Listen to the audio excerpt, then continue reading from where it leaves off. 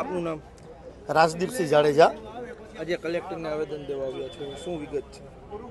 ભારતીય જનતા પાર્ટીના શાસનથી કોઈ પણ વિરોધ પક્ષ કે સત્તા પક્ષ ચૂંટણી અધિકારી તરીકે કોઈ પણ ફરિયાદ હોય તો એઝ એ કલેક્ટરશ્રીને કરતા હોય।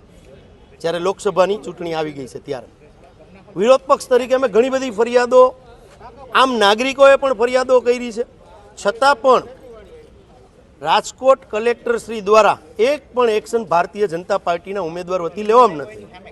ત્યારે એક વિરોધ પક્ષ તરીકે અમને એવું લાગે છે કે આ ચૂંટણી પંચની જગ્યાએ કમલમ પંચ બની ગયું હોય એવું અમને દેખાઈ આવે છે। કારણ કે ભારતીય જનતા પાર્ટીના સમગ્ર રાજકોટ લોકસભાના વિસ્તારના ઉમેદવાર જે છે એ ઉમેદવાર દ્વારા હજારો બોર્ડ રાજકોટ લોકસભા મત વિસ્તારમાં મારવામાં આવ્યા છે, એની સામે અમને કોઈ વાંધો નથી। પણ જ્યારે આચારસંહિતાનું ઉલ્લંઘન થતું હોય ત્યારે જે સબળ વિરોધ પક્ષ તરીકે અમે ફરિયાદો આપતા રહી છીએ, છતાં પણ તંત્રે આની સામું જોયું નથી। વિરોધ પક્ષ તરીકે તો અમે ફરિયાદો આપી છે, એક જાગૃત નાગરિક તરીકે ઘણા બધા લોકોએ, રાજકોટના નાગરિકોએ પણ ફરિયાદ આપી છે, છતાં પણ આ તંત્રનું પાણી હેલું નથી। કારણ કે કમલમ પંચ છે, ચૂંટણી પંચને એવું સ્પષ્ટ માનીએ છીએ।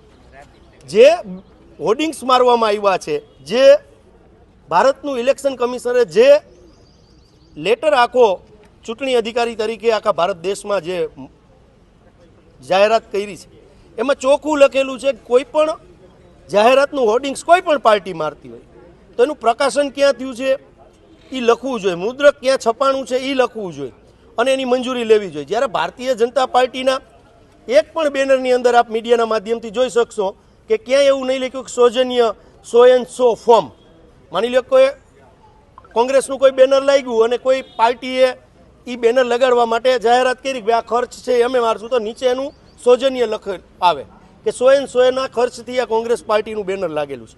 પછી સાઈડમાં જે પટ્ટી મારવામાં આવે છે ક્યાં છપાણું મુદ્રક કે ભાઈ આ છે આ 100 પ્રિન્ટિંગ પેજમાં છપાણું છે લખવું પડે।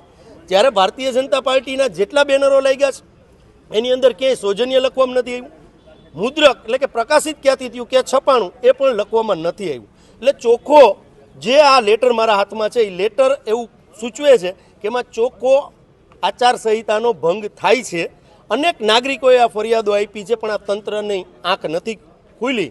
એના માટે કોંગ્રેસના આગેવાન અતુલભાઈ રાજાણીની આગેવાનીમાં સમગ્ર કોંગ્રેસની ટીમ આજે આ બાબતે ઉગ્ર રજૂઆત કરવા માટે આવી છે કે કાં આ ભારતનો જે લેટર આપ્યો છે ચૂંટણી પંચે કાં આ ખોટો છે, આ ખોટો છે એવું અમને લેખિત આપો તો અમે માની લઈએ કે સાચી વાત છે। એટલે આ રજૂઆત કરવા માટે અમે આવ્યા છીએ।